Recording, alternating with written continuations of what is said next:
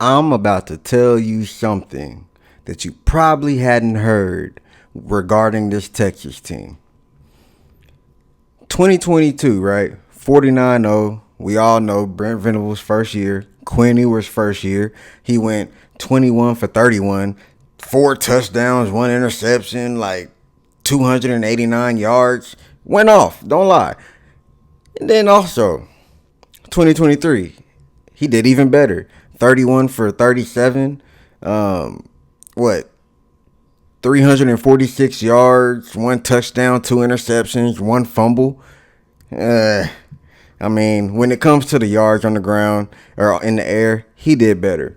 He definitely killed us in 2022, but we know why. We all know why. I don't like saying we don't count that year because it happened. You play who you play, no matter how banged up you are. That's the same situation we're in this year. We're banged up. Not the same situation. We're in a lot better situation than 2022. Don't get me wrong, but we're banged up. You get the point. But here's what you don't hear. At least I haven't heard anything about it. In both of those games, 2022, 2023, every single person who caught a ball against Oklahoma, they're not there anymore. They're actually, okay, I'm lying. They only have one person who has caught the ball, and that's their freaking tight end, Gunnar Helms. He's the only one who's caught a ball against Oklahoma that's about to play on Saturday. Doesn't sound like a big deal. Texas does have, whatever. They got their receivers or whatnot, which I don't think that, anything that Texas has done this year has shown them to be battle tested. Heck, whenever you play a Mississippi State and you're in the third quarter only up 7 points, right? Or what? 8 points in the third quarter, and we're not talking about the beginning of the third quarter. We're talking about the last play of the third quarter or something like that. And of course, the fourth quarter, they put it on them. Did what Texas is supposed to do all game. They put it on them. But that's not what you hear. You don't hear these things. You don't. Only thing you hear from Texas is how good they are, how dominant they are. Look at the score at the end of the game. But we always like to ignore all these things, right? Now, whenever I bring up the receiver thing, the fact that they don't have any receivers that's caught a ball against Oklahoma outside of their tight end playing on Saturday, it doesn't matter. It might. I mean, don't get me wrong, because they've been throwing the ball to these same. They have a healthy receiving core. Let's put it that way. They're playing their starters, despite the fact that their starters hadn't played Oklahoma yet. They don't know how different that game is. But when it comes to being tested, this is why I'm not scared of Texas. I'm not scared of this. Don't get me wrong. I have some concerns with our offense. They haven't shown any. I mean, we're very happy about Michael Jeff Hardy Hawkins Jr. We're very happy about the kid. He is our future. He is our now. He is our future. But we haven't really been dominant on offense at all this year. And there's plenty reasons why. And I'm not gonna list them. I mean, it's injuries. We know it's injuries, but it sounds like an excuse. You play who you're supposed to play. Even though it's facts, it's not really an excuse. It's 100% true. We're down our top 5 receivers. Probably again this game. Which, we got a cornerback, flipping to the wide receiver side who used to play wide receiver in high school.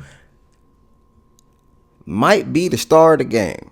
Might, we all know this game is where stars are made. I have a feeling that we might have 2 stars. I said 2. We might have 2 stars that are made this game. I can't think of his name. I'm sorry. But the cornerback flipping the receiver, I feel like he's going to have a good game. I have no reason to feel this way. It's just a feeling. But Michael Hawkins Jr. has shown us the type of quarterback he is. And he's shown us he's a quarterback we can all have faith in. You don't just march into Auburn and come out looking like you did. You don't just come into the Tennessee game and have people leaving that game wondering, if we would have started this kid, maybe we would have won the game. He's proven to us who he is. But Texas is not a battle-tested team. And I feel like this is going to be the first test they got all year. We talk about Michigan. Well, they talk about the Michigan win. Oh, okay. It looked good at the time. Every time, man, Michigan lost to Washington, and we're not talking about last year's Washington. It's a different Michigan. Okay, so we can now say Texas, that don't matter. Is it hard to go into the big house and get a dub? Yes. Sorry if y'all hear something. Rocky's right here playing with a toy. But it's hard. You got to give them that credit. It is hard to go into the big house and come out with a dub. But not with the team they got. It's not. Oklahoma will go in there and do the same thing. Don't get me wrong. Maybe not as dominant on offense, but we would go into the big house and get a dub. I'm confident in that. I have confidence in this team, in this defense. Nobody can deny the defense. That's one thing that's for sure. The offense, we're still figuring it out. And I'm hoping this is the game we do figure it out. But I say all this to say Texas is not the team that the national media marks them up as. Are they a good team? Yeah. Do they have a good head coach? Yeah. Do they have a good culture? Yeah. But are they the number one team in the nation? You struggled against Mississippi State. They're like the 95th team in the nation right now.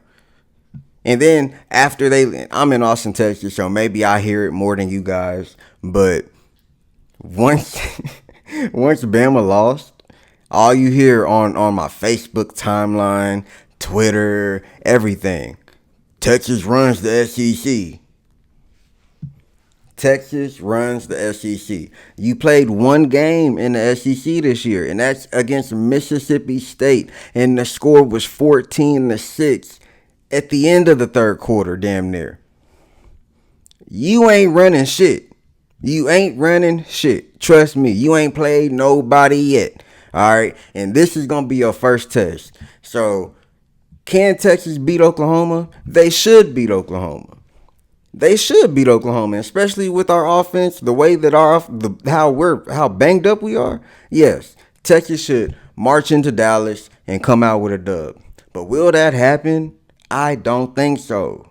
All right, and back to the whole national media thing, man. It gets on my freaking nerves.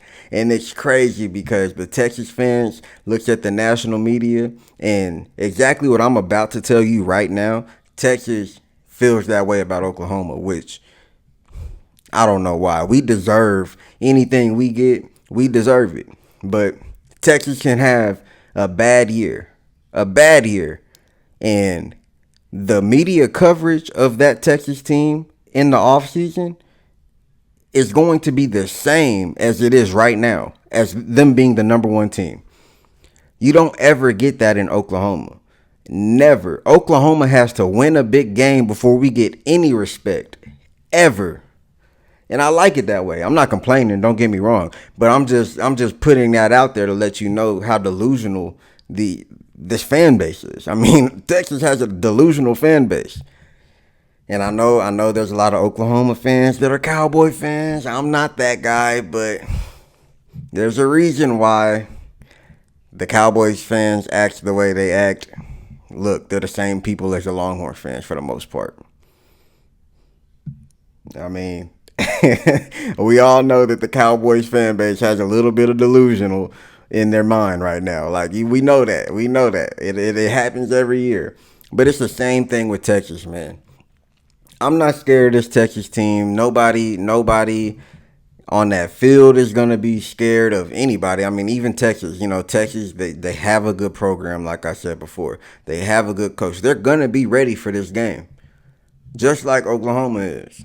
We know that this is a toss up. This game, Texas could be number one, Oklahoma could be number 95, like Mississippi State, and it wouldn't matter. It wouldn't make a difference. We know that anybody can come out with a win in this game.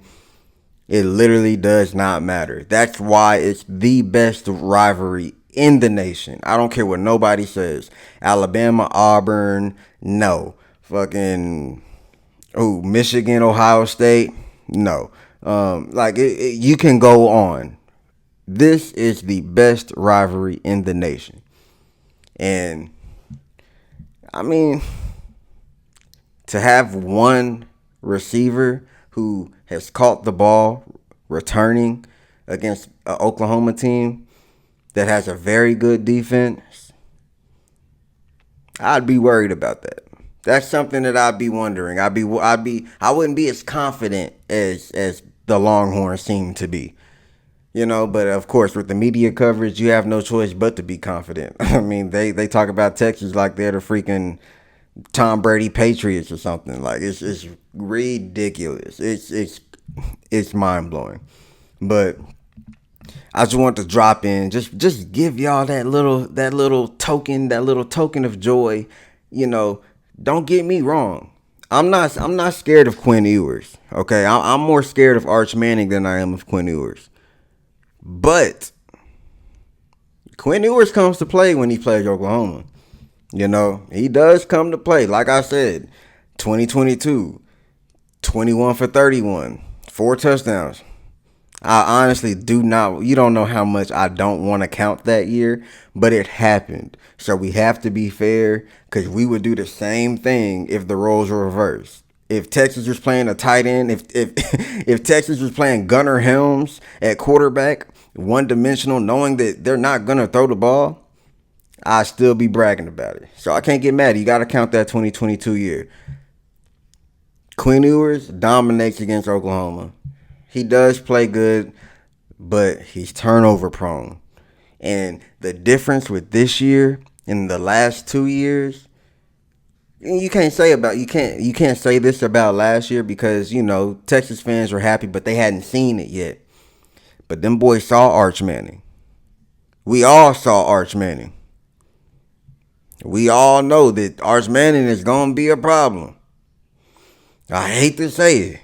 Don't get me wrong. And I say that, I'm going to backdoor that with Michael Hawkins Jr. is going to be a problem too. But Quinn Ewers, go out there and throw 2 interceptions again like you did last year. Fumble the ball again like you did last year. Guess what you going to hear? We want Manning. We want Manning. You know it's going to happen. And I predicted this. If you look at my videos last year, man, I told you, I said Texas has quarterback problems. They just don't know it yet. And they got rid of one of them. What was his name? Byron Murphy. He went to Duke or something like that. Like I felt like he was going to be good at Texas. But Texas still has quarterback problems. And is it a good problem to have? Nah, I mean, you can't say Spencer Rattler, Caleb Williams. You can't say that, because Quinn is better than Spencer. But they do have a good problem. They have 2 good quarterbacks. But the issue is the fan base. We know how this goes. We let Quinn throw 2 interceptions. Heck, let him throw 1.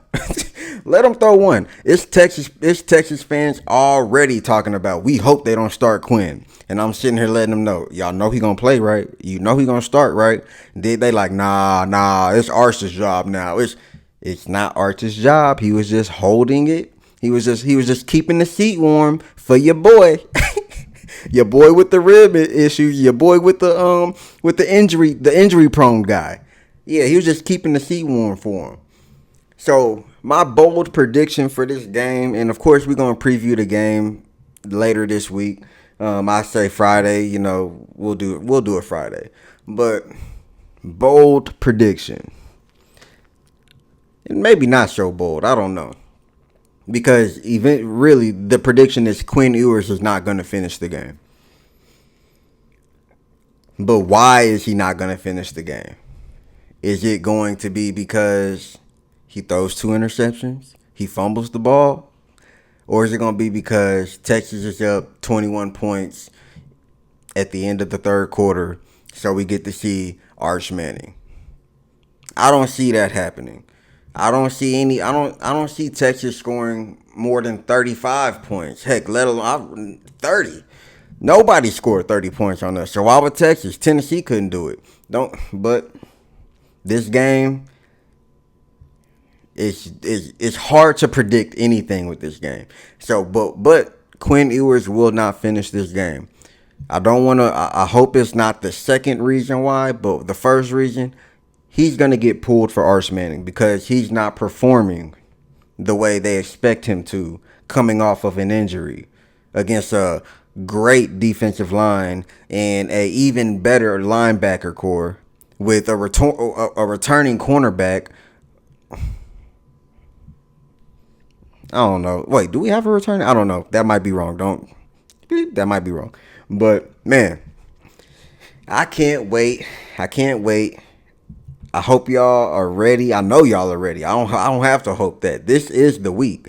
People talk about Oklahoma Super Bowl. Texas, this better be your Super Bowl too. Maybe that's why the last 20 years it's looked the way it's looked. It better be a Super Bowl because Oklahoma's coming to play. Bay. And y'all know why. Because it's in our what? DNA. Appreciate y'all. Y'all make sure y'all like, share, subscribe. Hit the donation button if you want to support the channel directly. Follow me on Twitter. I do follow back. I don't get on Twitter as much, so if I don't follow you back as soon as you follow me, don't get mad at me. Don't unfollow me or nothing like that. I will follow you back as soon as I see that you follow me. But yeah, man. I appreciate y'all for tuning in. Man, y'all know what week it is, man. It's time to shine, baby. So let's get to glowing, Oklahoma. Okay? Let's handle business. I know y'all want it just as bad as we want it. So let's get it done. Okay? Capiche? All right. Bye.